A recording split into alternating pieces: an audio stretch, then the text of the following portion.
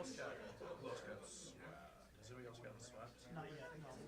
Islanders win the game. So you're going to back row here. Aren't the Lightning kind of on their last leg? Yeah, they're down 3-1, but they were down 3-0. So that's tonight. But I think they're still a decent team. Yeah, I think so too. But I think like Nashville and LA are two of the ones that I think are.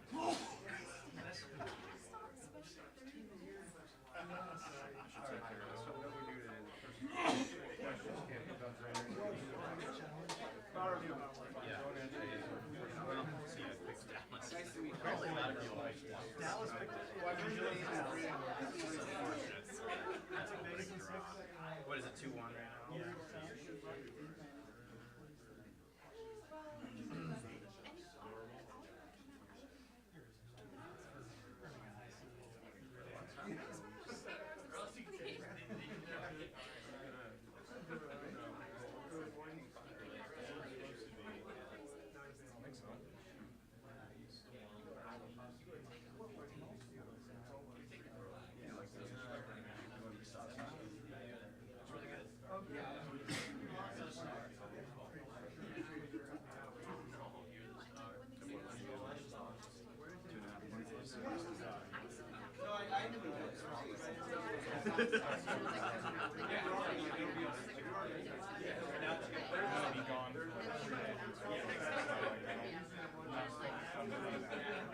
Just told me day 2 was boring.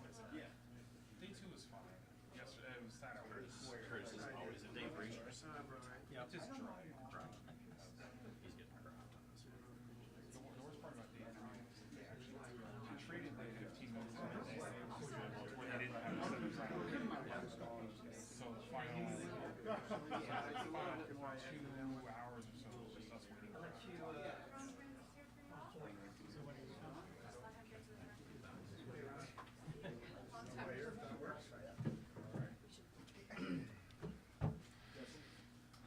All right. Well, first off, Ron, thank you for doing this, sir. I think a two-part question to begin. Where do you feel this moves the organization with today's news, and what numbers told you that this move was necessary? Yeah, I mean, it's never an easy day. It's never an easy decision. You know, we let a guy who's a good coach and a really good person go, and it's, you know, it's not easy. But, you know, we're looking at our organization, and, you know, just looking at the season, I thought we were a little more inconsistent than we had been. You know, a few too many losing streaks of significant numbers, and so we just felt it was time to try a new voice here. Beyond the losing streaks, I mean, you're the one who designed this roster. Was there anything you saw in the roster that wasn't specifically performing the way you thought it should be at this point? Well, I think you look. I mean, you can probably make a case, right, with the amount of injuries and stuff we had. We had some guys that had off seasons. We had guys that missed a lot of time. You know, so there was a lot of challenges to the roster as well. And it doesn't mean that you know, we're not going to look to do things in the summer. We said that before. We have to make some changes to the roster and try and get back to where we want to get to next season for sure. But as far as what you saw in the coach, was there anything you thought he could have been doing more with in terms of the roster that you expected to see? Well, I mean, I think he's very, if you know Dave, he's very thorough in his approach. He's very detailed. You know, there was certainly some challenges there. Where, you know, the roster probably fell short with Belly getting hurt and trying wingers at center at times. It was a little bit more challenging for sure for him. But you know, he's the kind of guy that's going to roll up his sleeves and work and not complain, and I think he did that. You know, we felt it was the time to go in a different direction here. Ron, how much did the exit interviews play into your decision? I think you're careful in exit interviews. You know, I think you talk about things, but that wasn't what we made this decision based on. How early on in the season did you feel that a reevaluation of Dave's position may be necessary going forward? I think we reevaluate ourselves every day. I mean, it's you know, that's something we do on an ongoing basis. What we do as a management team, what I said at the end of the year, what we do as a coaching staff, with development staff, scouting staffs, we review all that stuff all the time. So, wasn't until we got to the end of the season and took some time and thought about it, and honestly, I didn't make my final decision until yesterday morning.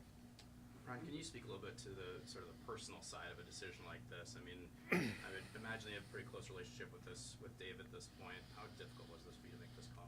It's really difficult. I mean, like I said, I think he was a good coach when we hired him. I still think he's a good coach. He's a terrific person. There's a lot of sacrifice that goes in not only by him but by his wife and his family, and it's never easy to make a decision like this and tell somebody that you're relieving them of their duties. So it's extremely sad day in that regard. Is there anything you can tell us at this point? I know it's very early, but in terms of what attributes come to mind that you might want to see in his predecessor? Yeah, I thought I might get that question. I think if I answer that question, it's going to be tied to this is what I didn't think Dave was doing, and so I'd rather not really do that at this point. But we will start the search immediately. Ron, you mentioned the streaks. Is there anything from your days of playing or coaching, or obviously now in the front office, that helps to break those? Or, I mean, it's kind of a tough question to answer, but thoughts on that? Yeah, I think if everybody had the answer, they wouldn't happen as often or as long as they do, right? By the same token, we had a 9-game winning streak and 11-0-2 stretch too. So it's, there was some positives to that too. It's just we seem to be up and down. Some of that, that you can justify the start of some of the stretches with injuries or illness or what have you. But we just seem to be up and down more so this year than we had been. Why keep Lowry and Leach as opposed to McFarland? It's just my decision as I'm analyzing not only Dave but the entire staff. Ron, how surprised are you that this is a decision you're making after this year, given the season you had a year ago, given the extension coming into the season, that this is the way this year went to where you're making a call like this? Yeah, no, I mean, we had a real good season last year, went probably better than we expected, and our staff did a good job, and they got rewarded for it. I mean, this season didn't go as well as we had hoped, and then you got to look at things and try and make decisions at the end of the season, and that's where we ended up at this point today. Did you inform the staff yesterday? Did I inform? Did you inform the staff yesterday? No, I met with Dave, starting with Dave this morning at 10 a.m. Here. Yep. Do you have a definite timeline as far as when you want to have the coaching position filled? I don't have a definite timeline.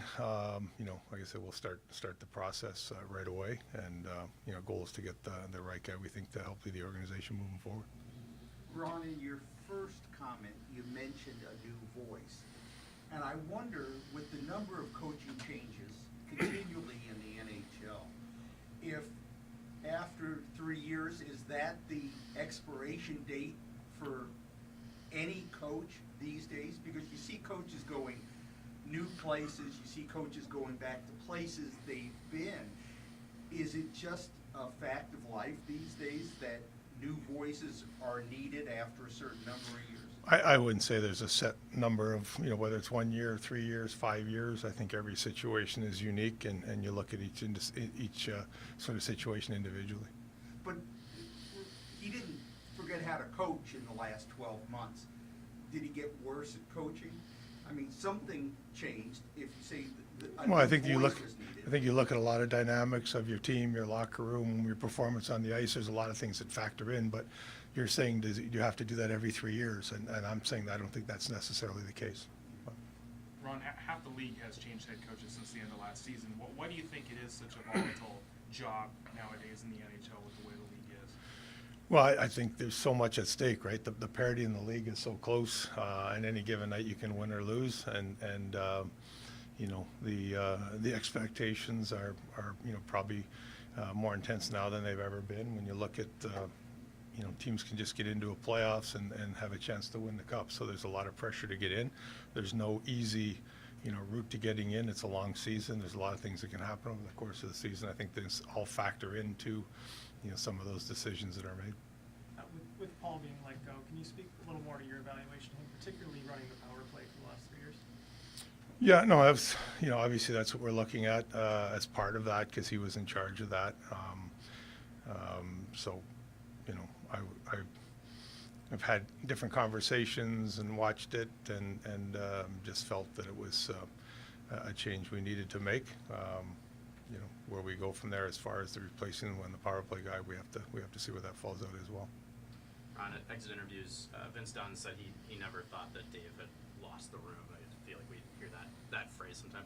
Did you get that sense from talking to the players that they still kind of had his back, the message was still getting through? Yeah, I don't, I said, like, that's the exit interviews and stuff. I'm watching each and every night, and that's what I'm trying to see whether I think that. I don't think that the players, quit on Dave. I thought even their first season, as tough as that was with COVID and stuff, they continue to work hard for him. Last year was the same thing, and I think this year, same thing. They worked hard for him. We just didn't get the results we wanted to get.